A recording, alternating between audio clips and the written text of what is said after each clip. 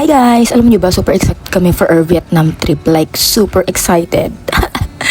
Kaya lang hindi natuloy. Kaya naghanap talaga ako ng malapit na Vietnamese resto and I found this gem in Alabang. And guess what? Vietnamese talaga yung owners and sila mismo yung nagluluto. You can just tell that the food is legit. We ordered beef banh mi and fresh spring rolls and of course yung kanilang coffee. My gosh, grabe. Yung taste buds namin parang nag-mini vacation sa Vietnam. Ang sarap ng broth, perfect yung noodles, ang sarap ng dip ng spring rolls, and then the herbs. Grabe, fresh na fresh lahat.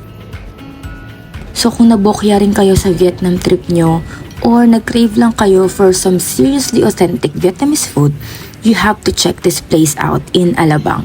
Promise, it's the next big thing to actually being in Vietnam. Ano?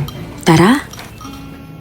Share mo na to sa yayayain mo sa 490s sa Civic Road, Alabang. Em nghĩ không có đâu. Nó còn liên.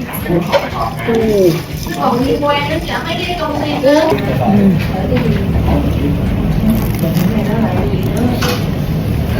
Không có hơi nghe chị là chị.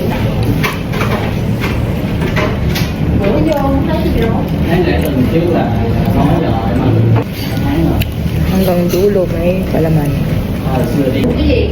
Nó không phải một chính gì cả hả? Đóng hết trơn là giờ mà đâu quán gì mà mở nhiều phi không lớn. Medyo na-comfort kami.